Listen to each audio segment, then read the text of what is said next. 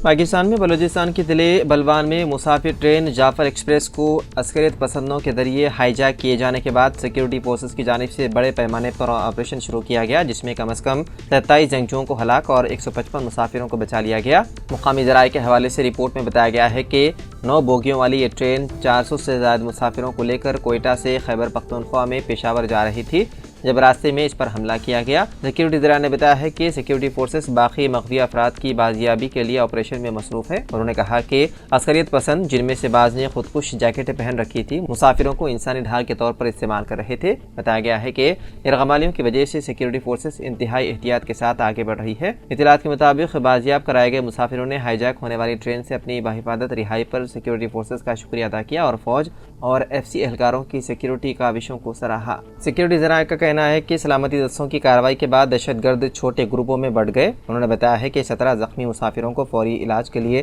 करीबी अस्पताल मुंतकिल कर दिया गया।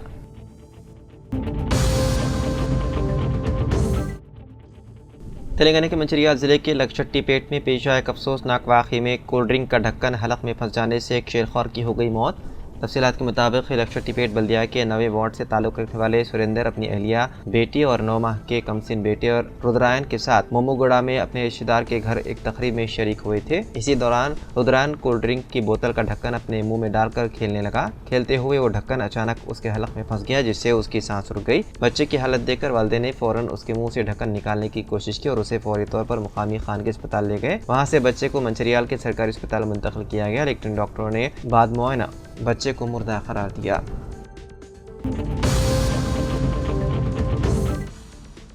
तेलंगाना के वज़ीर ट्रांसपोर्ट पूनम प्रभाकर ने तेलंगाना असेंबली सेक्रेटरी पर नाराज़गी का इजहार किया। उन्होंने सहाफ़ियों को नए पास ना देने और पुराने पासेस के साथ दाखिले की इजाज़त पर बरहमी का इजहार किया। तेलंगाना असेंबली का इजलास चारशंबे की सुबह 11 बजे गवर्नर के खिताब से शुरू हुआ। इस मौके पर वज़ीर पूनम प्रभाकर ने असेंबली इजलास की कवरेज के लिए आए कई सहाफ़ियों के असेंबली पासेस का मुआयना किया। उन्होंने देखा कि उनके पास सिर्फ पुराने पास थे। पूनम प्रभाकर ने इस मामले पर असेंबली सेक्रेटरी से नाराज़गी का इजहार किया। उन्होंने सवाल किया कि वो अब भी पुराने कार्ड क्यों इस्तेमाल कर रहे हैं। उन्होंने बरहमी का इजहार करते हुए पूछा कि नए पास कब जारी होंगे।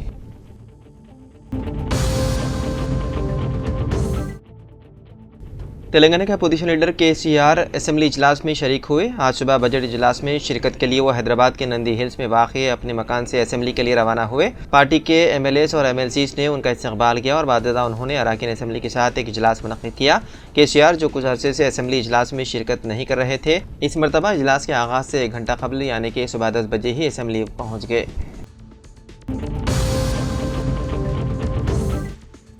वहीं तेलंगाना असेंबली का बजट इजलास चारशंबे के रोज़ शुरू हुआ, जिसमें गवर्नर जिष्णुदेव वर्मा ने दोनों ऐवानों से खिताब किया। इस मौके पर अपोजिशन लीडर KCR भी इजलास में शरीक हुए। गवर्नर ने अपने खिताब में कहा कि ये बजट तेलंगाना के अवाम के ख्वाबों को हकीकत में बदलने के लिए पेश किया जा रहा है। हुकूमत अवामी बहबूद और रियासत की तरक्की के लिए पुरअज़्म है और किसानों, ख़वातीन और नौजवानों को हर मुमकिन मदद फराहम की जाएगी। गवर्नर ने तेलंगाना की सकाफती अज़मत का जिक्र करते हुए कहा कि अवामी फलाह बहबूद के लिए गदर और अंजैया जैसी शख्सियात ने नुमाया खिदमत अंजाम दी। उन्होंने मज़ीद कहा कि सेक्रेटेरिएट में तेलंगाना तली के मुजस्मे की नकाब कुशाई की गई, जो रियासत की तरक्की और खुशहाली की अलामत है। उन्होंने किसानों को रियासत की रूह करार देते हुए कहा कि उनकी फलाह बहबूद हुकूमत की अव्वलीन तरजीह है।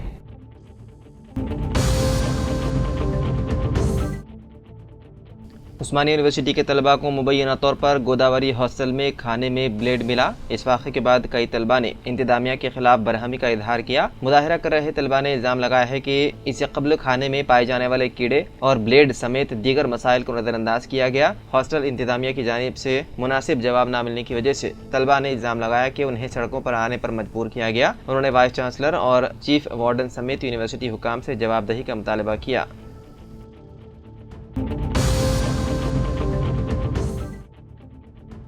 इलाहाबाद हाई कोर्ट ने संभल की शाही जामा मस्जिद की कमेटी को मस्जिद की बैरूनी दीवारों पर रंग और रोगन करने की इजाज़त दे दी। अदालत ने कमेटी की दरख्वास्त को जुज़वी तौर पर मंजूर करते हुए हिदायत दी है कि रंग और रोगन सिर्फ बैरूनी दीवारों तक महदूद रहे। इसके अलावा अदालत ने कहा कि बैरूनी दीवारों पर रोशनियों की तनसीब भी की जा सकती है, बशर्ते कि ये काम किसी भी ढांचे को नुकसान पहुँचाए बगैर किया जाए। इलाहाबाद हाई कोर्ट के जस्टिस रोहित रंजन अग्रवाल की सिंगल बेंच ने 1 हफ्ते के अंदर इस काम को मुकम्मल करने का हुक्म दिया और आर्कियोलॉजी ऑफ इंडिया को इसकी निगरानी करने की हिदायत दी।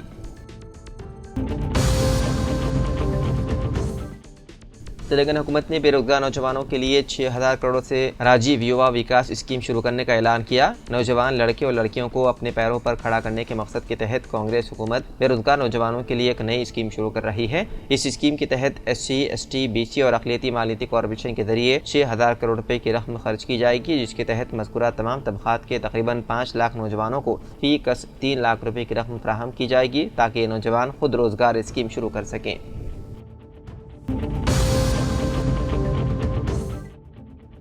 महकमे सेहत, तिब्बी और ख़ानदानी बहबूद ने 7 मार्च को इंक्वायरी करने के बाद मासब टैंक में वाक़े नाइटिंगेल नर्सिंग स्कूल का लाइसेंस मनसूख करने के अहकाम जारी कर दिए। डायरेक्टोरेट ऑफ मेडिकल एजुकेशन को 15 दिनों के अंदर दीगर नर्सिंग स्कूलों में मौजूदा तालीमी साल के लिए तलबा को अपनी तालीम जारी रखने के लिए मुतबादिल प्लान पेश करने की हिदायत की गई। इंस्टीट्यूट की धोखाधड़ी के खिलाफ समाजी कारकुन डॉक्टर लुबना सरवत की मुसलसल नुमाइंदगी के बाद यह कार्रवाई की गई। लुबना ने इल्ज़ाम लगाया था कि गैर registered fraud Nightingale school of nursing SC, ST, BC community से ताल्लुक़ रखने वाली 69 तलबा की तजलील कर रहा है। उनका करियर तबाही के दहाने पर छोड़ दिया गया, क्योंकि उनके कॉलेज ने SSC समेत उनके तमाम असल मेमो रोक रखे हैं। उन्होंने इदारे पर यह भी इल्ज़ाम लगाया है कि वो बाकायदा क्लासेस और लैब सेशंस मुनाकिद करने में नाकाम रहते हुए हद से ज़्यादा फ़ीसों का मुतालबा करते हैं और तलबा को हॉस्टल के गैर इंसानी हालात का निशाना बनाते हैं। नेज़ कॉलेज इंतज़ामिया की तरफ से हद तक अमीद रवैया भी इख्तियार किया जाता है। उन्होंने इल्ज़ाम लगाया है कि नर्सिंग स्कूल में 37 तलबा के साथ गैर इंसानी सलूक किया गया।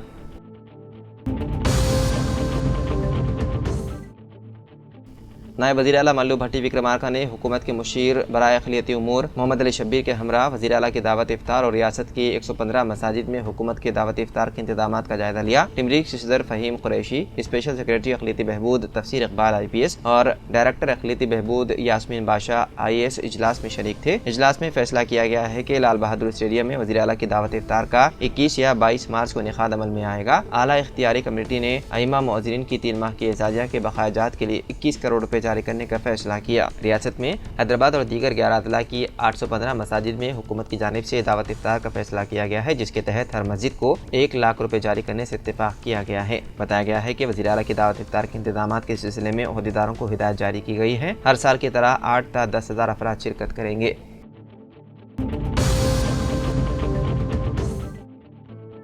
रजवानी में हाइड्रा को 63 शिकायतें मौसूल हुई, जिनमें ज़्यादातर शिकायतें कदीम लेआउट्स में तब्दीली, प्लाटों, सड़कों और पार्कों की तजावुज़ात से मुतालिक थी। शिकायतों में दावा किया गया है कि साबिक़ म्यूनसिपल काउंसलर्स और वार्ड मेंबर्स ने असर और रसूख का गलत इस्तेमाल करके तजावुज़ात किए। शिकायत के बावजूद उन पर कोई कार्रवाई नहीं की गई। AB नगर के मकीनों ने शिकायत की कि तुर्क-ए-अमजाल झील से मुंसलिक रास्ते पर दीवार तामीर की गई है, जिससे बारिश का पानी जमा होने का दावा किया गया। प्रताप संग्राम गटकेसर मंडल के मकीनों ने शिकायत की कि 1979 में 25.17 एकड़ पर मुहित वेंचर में 390 प्लाट्स बनाए गए थे, जिसमें से 88 प्लाटों पर नाजायज कब्जा कर लिया गया। इसके अलावा एक शख्स ने 6.14 एकड़ अराजी पर जाली पासबुक बनाने धरनी पोर्टल का इस्तेमाल किया। अवामी शिकायत सुनने के बाद हाइड्रा कमिश्नर AB नंगनाथ ने तमाम मकीनों को तयख़ुन दिया कि वो 2 हफ्तों के अंदर मुतासर इलाकों का दौरा करके सूरत हाल का मुआयना करेंगे और ज़रूरी कार्रवाई करेंगे।